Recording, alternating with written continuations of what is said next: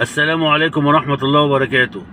أهلا وسهلا بكم في فيديو جديد من يوميات عماد وداليا والمجالس الطبية. طبعا القناة دي خاصة بذوي الهمم، وخاصة باليوميات الأسرية بتاعتي، وخاصة بأي نصايح تفيد أي حد. تمام.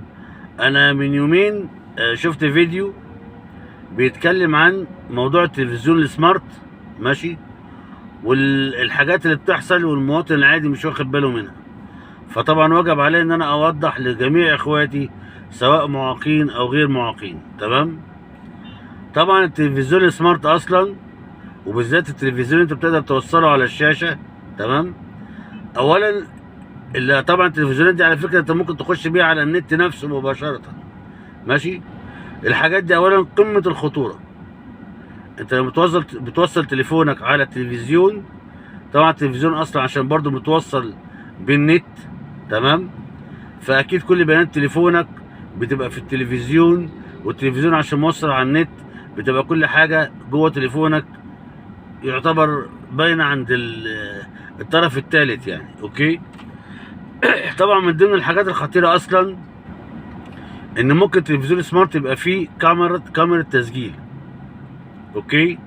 طبعا اغلبنا بينام اصلا وحاطط التلفزيون في اوضه النوم وواجهه التلفزيون على السرير، فسامحوني طبعا لا مؤاخذه، يعني ممكن اي حاجه خاصه بينك وبين مراتك بتحصل في اوقات معينه. طبعا دي ممكن التلفزيون اصلا عشان متوصل على النت طبعا بتتصور من غير ما تاخد بالك والحاجات دي كلها. فطبعا لازم نتبع ارشادات معينه عشان خاطر نحمي بيتنا وسمعتنا. يعني طبعا الحاجات دي لو اتصورت والطرف التالت خدها بيروح يبيعها، انتوا طبعا عارفين البلاوي الزرقاء اللي احنا فيها يعني.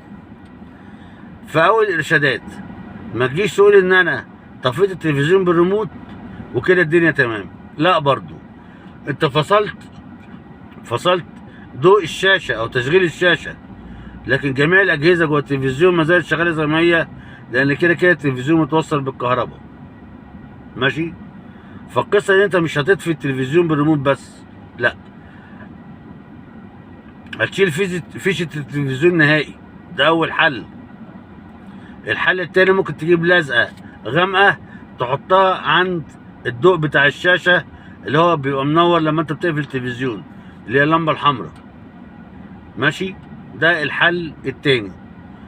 تالت حل، ممكن تغطي التلفزيون كله بحته غامقه تقيله، بحيث لو في اي حته في التلفزيون بتصور، تمام، او بتلقط اللي موجود دوت، طبعا يبقى كده هي متداريه، ماشي.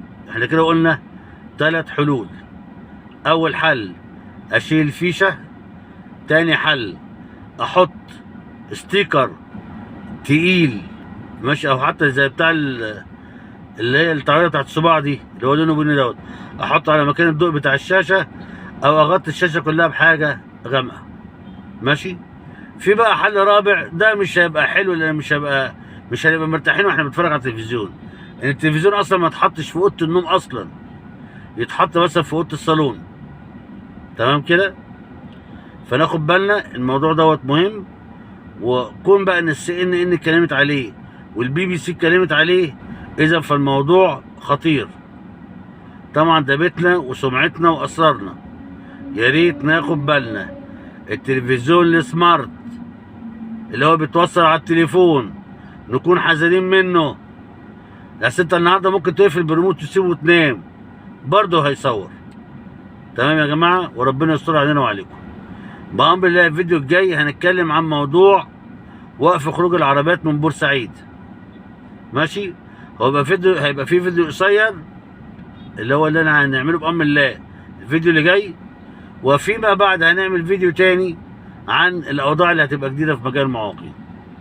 يلا، السلام عليكم ورحمه الله وبركاته، مع السلامه.